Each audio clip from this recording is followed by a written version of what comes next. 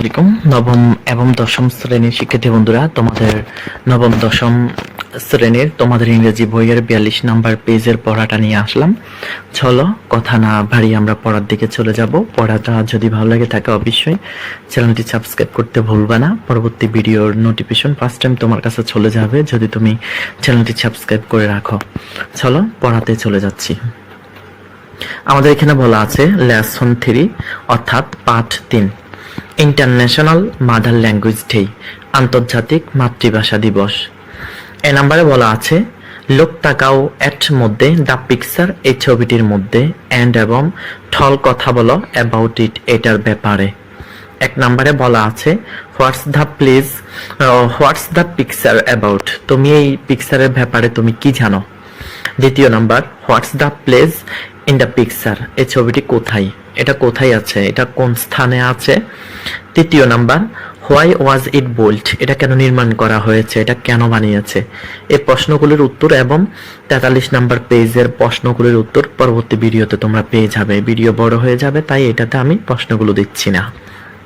B নাম্বারে বলা আছে রিড পড়ো দ্য টেক্সট, এই টেক্সটটি পড়ো অথবা এই পাঠ্যটি পড়ো। 21 ফেব্রুয়ারি, 21শে ফেব্রুয়ারি ইজ হয় এ মেমোরেবল ডে, একটি স্মরণীয় দিন। ইন আওয়ার ন্যাশনাল হিস্টোরি, আমাদের জাতীয় ঐতিহাসে। উই আমরা অবজার্ভ উদযাপন করি দ্য ডে, এই দিনটিকে এভরি ইয়ার প্রত্যেক বছর, অ্যাজ হিসাবে ইন্টারন্যাশনাল মাদার ল্যাঙ্গুয়েজ ডে, আন্তর্জাতিক মাতৃভাষা দিবস হিসাবে। দ্য ডে, এ দিনটি, ইজ হয় এ ন্যাশনাল হলিডে, এটা হলো একটি জাতীয় ছুটির দিন অথবা একটি সরকারি ছুটির দিন। অন দিস ডে, এই দিনে উই পে, আমরা প্রার্থনা করি অথবা দোয়া করি। ট্রিবিউট, বপন করি। উই পে ট্রিবিউট, আমরা প্রার্থনা করি টু দ্য মার্টার্স, শহীদদের প্রতি। হো লেড ডাউন দেয়ার লিভস, যারা যাদের জীবনকে পরিচালিত করেছে অথবা জীবন দিয়েছে। টু ইস্টাবলিশ, প্রতিষ্ঠা করতে। বাংলা, বাংলাকে। অ্যাজ হিসাবে, এ স্টেট ল্যাঙ্গুয়েজ, রাষ্ট্রীয় ভাষা হিসাবে। ইন আনডিভাইডেড পাকিস্তান, অবিভক্ত পাকিস্তানে। ইন 1952, 1952 সালে। দ্য স্ট্রাগল, সংগ্রাম। টু অ্যাচিভ, অর্জন করা। আমাদের ল্যাঙ্গুয়েজ রাইট, আমাদের ভাষার অধিকার। ইজ হয় নোন, পরিচিত। অ্যাজ হিসাবে, দ্য ল্যাঙ্গুয়েজ মুভমেন্ট, ভাষা আন্দোলন হিসাবে। অর্থাৎ আমরা আমাদের ভাষা আন্দোলন, ভাষার অধিকারকে আমরা পূরণ করা অথবা আন্দোলন করা, এটা একটি ভাষা আন্দোলন হিসাবে এটা পরিচিত। সবাই জানে 1952 সালের ভাষা আন্দোলন, যার মধ্যে আমরা বাংলা ভাষাকে পেয়েছি। দ্য শেড, অর্থাৎ ছাড়া, অব দ্য ল্যাঙ্গুয়েজ, ভাষার। মুভমেন্ট, আন্দোলন। ওয়াজ সাউন্ড, সাউন্ড তো বপন করা, বপন করা। অন 21 মার্চ, মাসের 21 তারিখে 1948, অর্থাৎ 1948 সালে। হয়েন, যখন।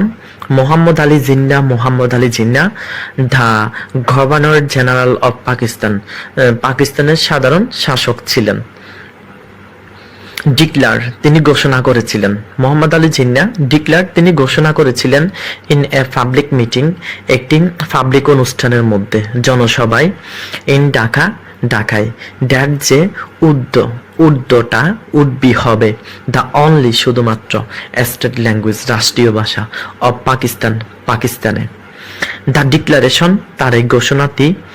Reached a storm of protest, একটি প্রতিবাদের ঝড় হয়ে দাঁড়ালো। তার এই যে মোহাম্মদ আলী জিন্নাহর যে ঘোষণাটা, এটা একটি প্রতিবাদের ঝড় হয়ে দাঁড়ালো অল ওভার দ্য কান্ট্রি, সারা দেশে। দ্য প্রোটেস্ট, তার এই বাধাটা। কন্টিনিউ, চালিয়ে গিয়েছিল। Non stop, লাগাতারে। গ্যাদারিং মোমোটাম, এবং মানুষ বৃদ্ধি পেল, দিন দিন মানুষ বাড়তেছিল। ডেই বাই ডে, প্রতিদিন এই আন্দোলনের মধ্যে। ইট টার্নড, এটা পেরে দাঁড়ালো। ইনটু, মধ্যে। এ মুভমেন্ট, একটি বড় আন্দোলনে। অ্যান্ড, এবং।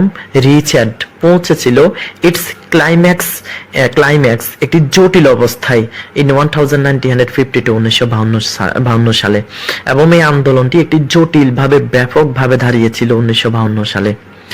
দ্য গভর্নমেন্ট সরকার আউটলয়ার তিনি আইন জারি করেছিলেন অল সব জায়গায় সারা দেশে স্টপ বন্ধ করতে অথবা থামাতে অফ পাবলিক মিটিং সব জনসভা মিটিং পাবলিক অনুষ্ঠান অ্যান্ড এবং রিলেজ এবং মিছিল টু স্টপ ইট এগুলোকে থামানোর জন্য তিনি আইন জারি করে দিয়েছিলেন। দ্য স্টুডেন্টস ছাত্রছাত্রীরা অফ ঢাকা ইউনিভার্সিটি ঢাকা বিশ্ববিদ্যালয়ের ডিফাইল্ড তারা ডিফাইল্ড দ্য ল তারা এই আইনকে অভিভুক্ত করলো অথবা ভঙ্গ করলো। ঢাকা বিশ্ববিদ্যালয়ের ছাত্রছাত্রীরা ডিফাইল্ড দ্য ল তারা এই আইনকে ভঙ্গ করলো অ্যান্ড এবং বট আউট তারা বের হয়ে গেল এ পিসফুল একটি শান্তিপূর্ণ প্রটেস্ট অর্থাৎ বাধা নিয়ে প্রসিশন এবং মিছিল নিয়ে অন 21 ফেব্রুয়ারি 1952 সালে 1952 সালের 21শে ফেব্রুয়ারি 1952 সালে ঢাকা বিশ্ববিদ্যালয়ের ছাত্রছাত্রীরা একটি আন্দোলন নিয়ে শান্তিপূর্ণ আন্দোলন নিয়ে তারা এর বাধা হয়ে দাঁড়িয়েছে।